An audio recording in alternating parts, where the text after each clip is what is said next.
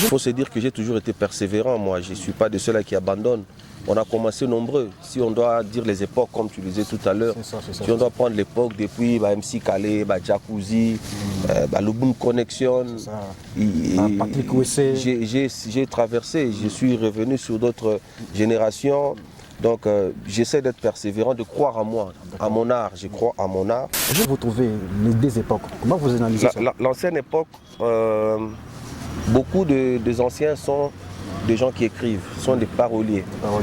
Les textes pour nous c'était très important. Aujourd'hui, les gens d'aujourd'hui des fois chantent n'importe quoi. L'écriture, même quand vous prenez la musique congolaise en soi, les Luambo, les Papa Lutumba, les gens Bosco Mwenda Baeke, l'écriture jouait un rôle très important. L'écriture. Aujourd'hui, les jeunes font beaucoup plus de musique. Il y a beaucoup plus de koum que le message. Tu vois, ça c'est le premier côté. Tu vois. Et puis nous, on a commencé la musique en chantant. À l'époque, dans les studios, il n'y avait qu'une seule piste. Donc, quand tu te mets devant un micro, tu commences à chanter. Tu dois chanter la chanson du début à la fin. Donc, comme on a Koto, là, tu dois refaire. Alors, ça nous a permis de beaucoup travailler. Donc, tu travailles déjà à la maison quand tu arrives au studio. Mais maintenant, le public, des fois, nous induit en erreur. C'est même pas la nouvelle génération, c'est le public.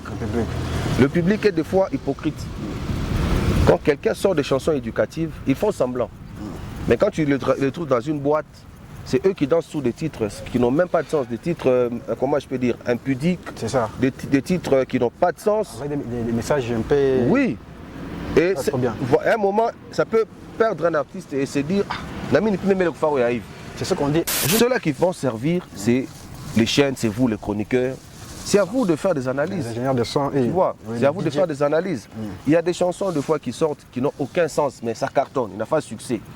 On pense que y a une John Pita Benzaki. Non. Tu vois, il y a des chansons qu'on écoute quand on veut sauter, quand on veut transpirer. Il y a des chansons qu'on écoute quand on veut réfléchir. Par exemple, nous avons des chansons quand quelqu'un veut vraiment réfléchir, quand quelqu'un veut faire plaisir à sa chérie, quand quelqu'un veut se reposer. Il y a des chansons à chaque moment. Oui, il y a des chansons à chaque moment. J'ai croisé des papas qui me parlaient de Dachouchou. Donc on a dit la monture à Dachouchou. Parce qu'une chanson, c'est quoi en fait? Ça ne veut pas dire que Mimboyo te fait succès à vous ça. Non. Si au moins Mimboyo qu'on a touché, tu sors, les gens peuvent te chanter même une phrase. Les gens peuvent même dire il est fâché, c'est manime. C'est-à-dire que Mimboyo il a bamba. Oui, c'est une réussite. C'est une réussite quoi. Et comment est-ce qu'on le sait aussi? C'est quand nous sommes dans qui a ramené un peu la guitare dans la musique, le swahili parce qu'à l'époque on chantait trop français. J'ai amené la douceur, je suis un lover, un cardiologue, mais je suis aussi un éducateur. Parce que déjà avec le titre La valeur d'une femme, qui m'avait permis d'être connu et de prendre des trophées ici, comme à Kinshasa, comme en Europe, c'est aussi un côté de moi, c'est pourquoi on m'appelle fondamental. Parce que dans ce que j'ai fait, il y a le fond et le mental. Donc j'essaie de réfléchir et de faire aussi réfléchir le public. Voilà, donc je suis cet artiste-là qui mélange aussi des musiques. Donc moi déjà à l'époque, j'ai mélangé la rumba à la R&B, j'ai mélangé la rumba à des sonorités de notre musique et j'appelais ma rumba la rumba urbaine. Aujourd'hui, certes, il y a des artistes qui se tapent la poitrine d'avoir amené ce style de mélange dans la rumba. Nous, on a commencé il y a...